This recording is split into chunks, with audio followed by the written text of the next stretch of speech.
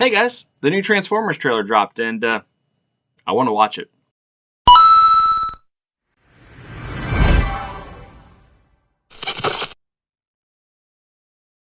Thanks for joining. It's me, Joe, and I'm not going to have a lot to say about this one.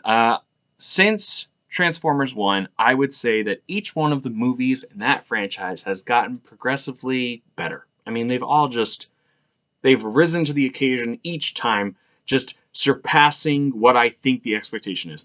They come in hard, they hit hard, their special effects, and whenever I want story, Michael Bay is there with great ideas like crash, crash.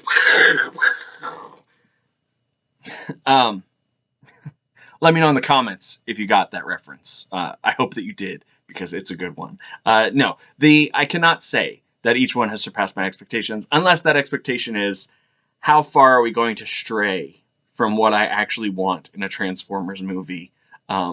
Because in the first one, there wasn't really a Megatron I could get behind, which is a shame, kind of a waste of Hugo Weaving.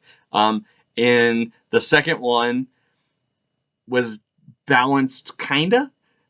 But then in the third one, we didn't get an Optimus Prime that I could get behind. And then in the fourth one, they just were like, hey, you know what?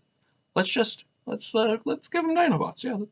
Yeah, and then we'll write them. They won't be smart, and they won't be like Rebels or anything. They'll just be their own thing. And then there was another one that I think involved time travel and Camelot, but I didn't even bother to watch it. I just was like, no, I think I've had enough of this. One of my favorite things to come out of it, though, is that Jeremy Piven line where he digs on Megan Fox, which not a fair criticism after watching her in The New Girl. It definitely comes down to just bad directing and writing for her character, because she can act and she can be charismatic. If you've seen her in The New Girl, you know she can. But Jeremy Piven was like, it's a shame that all that money can't transform her into a good actress. And I was like, damn. Funny line. Not accurate, but it's still funny. But then they made Bumblebee, and Bumblebee was actually pretty good. I did go see it in theaters. I was convinced by friends. They were like, come on, it's going to be like a reboot kind of thing, and it kind of was. And it followed more along what I thought the story always should have been, because in my opinion, what happened with the Michael Bay Transformers movies is Hasbro got involved, and they're like, hey, you know what we need? We need more toys. So we need you to just like kill these characters and then get new characters in there, like just constantly churn them out. We just need you to churn these guys out because they're robots. We need new ones to transform so that people could buy the toys. But I don't think that was the right approach.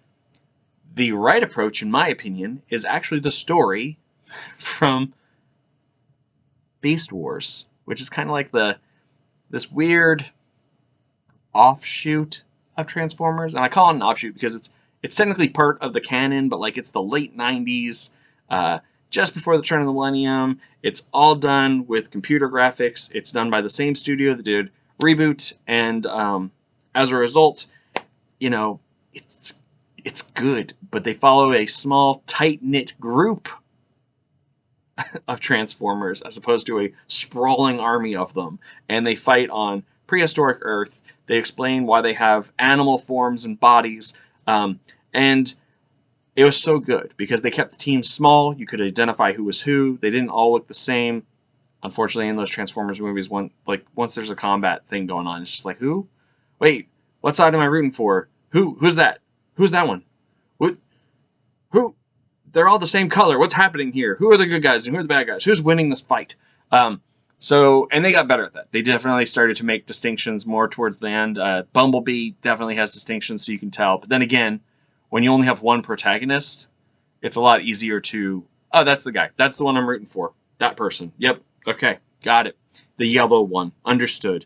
But Beast Wars told this like fantastic story. It involved like this mystery. There was a little bit of time travel. I mean, there's a lot going on to unpack. But now finally, here we are at the 7th movie, and they're finally getting around to Beast Machines and Beast Machines is what they called their last season. They're finally getting around to Beast Wars, but I'm interested to see how they do it. Are they going to keep the time travel thing that they used for King Arthur's Court from the Transformers movie that I didn't watch? Are they going back? I'm interested to see where they're going with it and how they're going to do it. All I know is that, fingers crossed, I get the only Transformer that there actually is in my book, and that is Silverbolt, because he's my favorite. I mean, a paladin, knight, warrior, hawk wolf thing. It's got all the mix-ins of everything that I could want. So I'm interested to see. I doubt that he's going to be in this because it's going to be a hard sell for some people to understand that they're animals, let alone hybrid animals that don't exist and fantastical. So, but also my favorite version of Megatron. Yeah. Also, my favorite version of Megatron, though, is that dragon form. Like, we can all admit that dragon form was pretty nice. All right, so let's dive into it. Transformers 7, Rise of the Beasts. All right.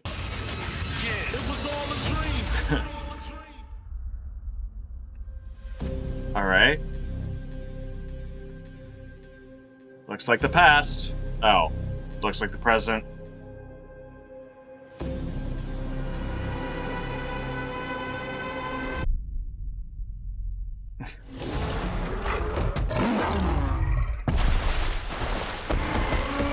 Okay. Yeah. Optimus Primal. I'm not the one to fear, Prime. There is a darkness coming. I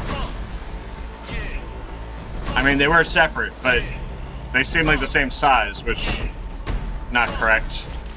Hey, all right, Bumblebee. New character. All I'm saying is if I go to steal a car and it drives itself, I'm getting out.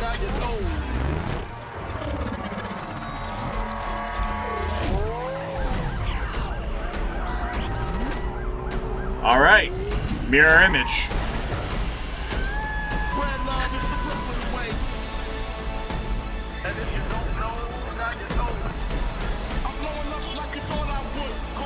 Okay. Of all the threats,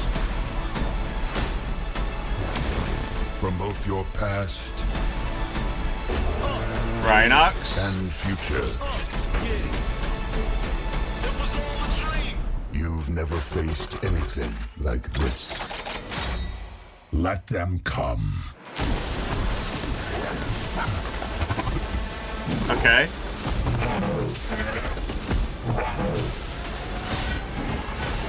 Optimus Prime. Well. And if you don't know, now you know. This can't be real. This can't be real. Oh, okay, it's real.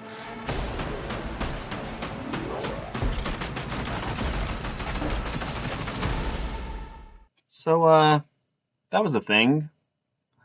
I don't know if the goodwill that I had stored up from Bumblebee is going to carry me through this one. I don't like the idea that the Maximals are the same size as the regular Transformers. In the show, they were the size of regular animals. Also, it makes me wonder what Optimus Primal was talking about. And did they time travel to get to the future? Like, I don't fully understand that part of it, but I mean, I guess I'm intrigued enough to want to find out. And I mean, they got all of June before Indiana Jones comes out, so there's not really competition. Well, there's probably gonna be a Marvel movie. I don't know. It's weird. That one left me weird. I feel weird. It looks okay. The visuals look good. The action seems cool. But maybe when they show the Predacons, I'll be more on board. They definitely flashed the Predacon logo and they flashed the Insecticon logo, which both of those I'm okay with. I don't know. Am I alone? Like I don't even know how to react to that. I don't know. Huh? What? I don't know. Am I alone in it? Like, I don't know how to feel. I just don't know.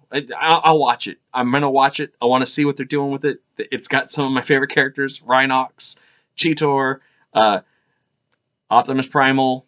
But man, I wonder if they're going to put Tigertron in the movie and then, kill him off in the end. And then do more Beast Machine. I just don't know. I don't know where they're going with it. I'm curious to see where maybe once Megatron shows up and cuts some kind of cool speech and like does the little dragon wing cape thing, I'll be like, this is it. This is all that I've wanted, a 3-headed Megatron. Dragon / T-Rex. Perfection. But am I alone? Let me know in the comments. And while you're down there, hit the like, subscribe, and the little bell for notifications. I gotta think on this one. This has been Oddcast. This is Joe. I don't know, man. Like, Predacons terrorize.